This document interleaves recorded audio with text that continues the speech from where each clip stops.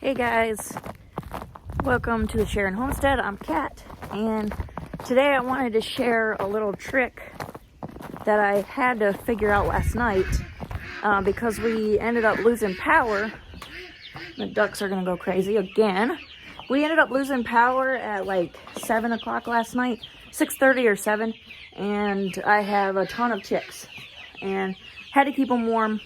We do have a generator, but I figured it would scare the chicks more than it was worth it. So I just made up something just with stuff that I have offhand. So I wanted to share it just in case it would help any of you keep your chicks alive while it is super, super cold outside and maybe you don't have power, because a lot of people are losing power in this crazy ice storm. So I'm going to show you what I did. So the first thing I did was I got this Tupperware bin. It's a 18-gallon Tupperware container, and I drilled holes all across the top. It had clothes in it before. So I drilled holes all the way through the top part, and this is going to be flipped upside down like this. So inside of their brooder. So what I have been doing is putting this like insulation foam material. I've been putting it on top of their brooder to keep cold air out and just give it that much more insulation, because it has been just so cold. But now that like we lost power last night, thankfully it came back on this morning. But I was expecting it to be off for days because it's just so crazy out here. Anyways, what I did last night was I got this Tupperware. I have two groups of birds. I have laying hens, which are much smaller, and then I have meat birds, which are a lot bigger, and they are hardier. So I didn't have to do much for them, but I still did, because I didn't want to lose any of these birds, and I did not lose a single one. So that's really good news, because it was freaking cold. So I take this, I'm just going to open the brooder and show you.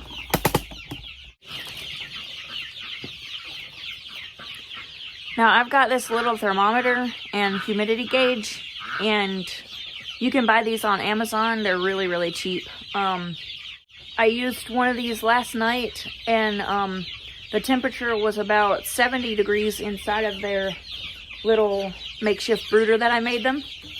So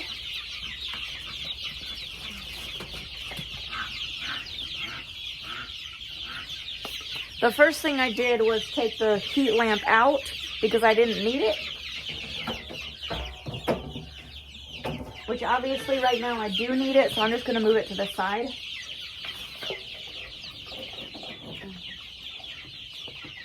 And I made sure that if the power did come back on, the heat lamp would be safe and it wouldn't get burnt up by anything. Okay, so what I did, they were all sleeping in this area right here already because they were under this heat lamp, but they were all on this side. So what I did was I took this and covered all of them nice and snug with this Tupperware bin so that all their body heat would stay collected in here and they wouldn't die. Now, then when I got that done, I took,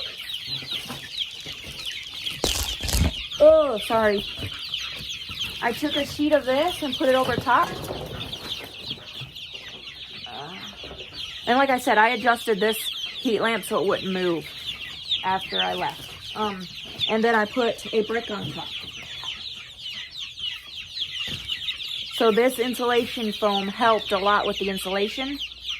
Now you can you could even probably use a blanket. Just make sure you either take the heat lamp out or unplug it, or move it so that it can't touch the blanket if you have one in here.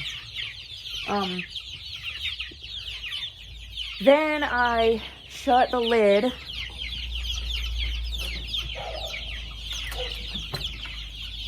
I shut the lid and I closed it like I always do with the latch.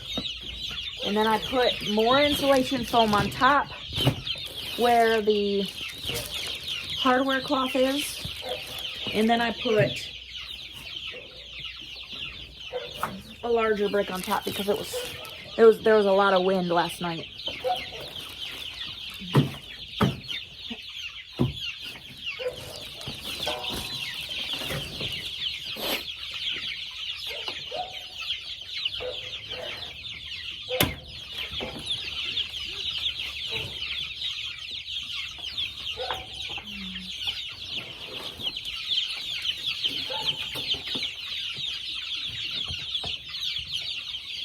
So when I came out this morning, I just took it off, and they were all totally healthy and happy and doing really good. And now I need to feed them and water them for the day.